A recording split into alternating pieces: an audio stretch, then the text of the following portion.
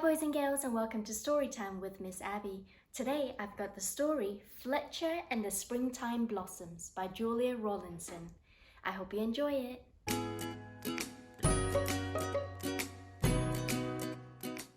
The woods were full of the chirping, bustling, sing-song sounds of spring. Fletcher bounced along with his nose in the air, sniffing the just burst buds of flowers and playing chase with butterflies, with his head spinning with sights and sounds.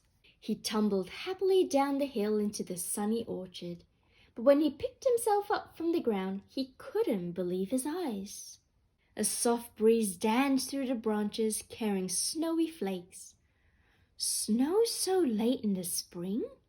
thought Fletcher. "It will be too cold for the buds and butterflies. There's no time to lose." Looking for someone to tell, he trotted back up the hill and past the birds cooing on a branch. "You've flown to your summer house too soon," Fletcher cried. "I've been down to the orchard and there's more snow on the way."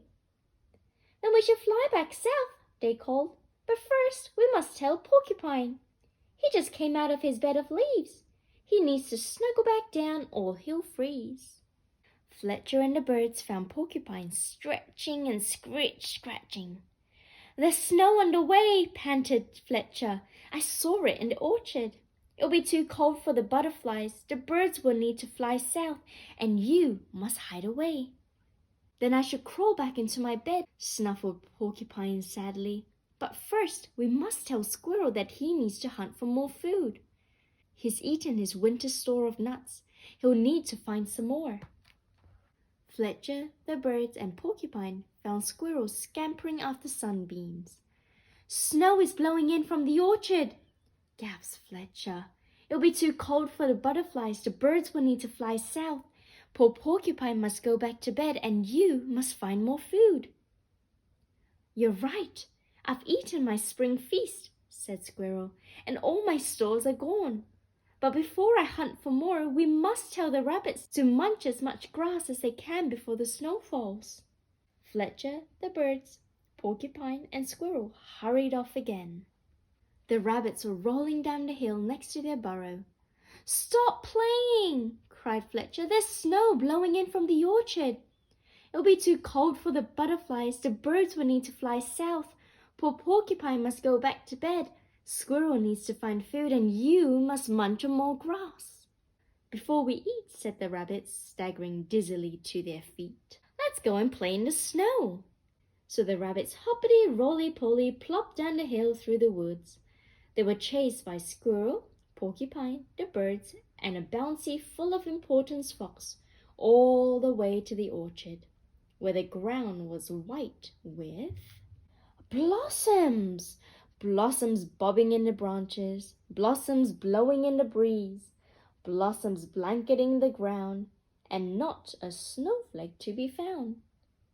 Those are blossoms, not snow, you foolish fox," the animals cried.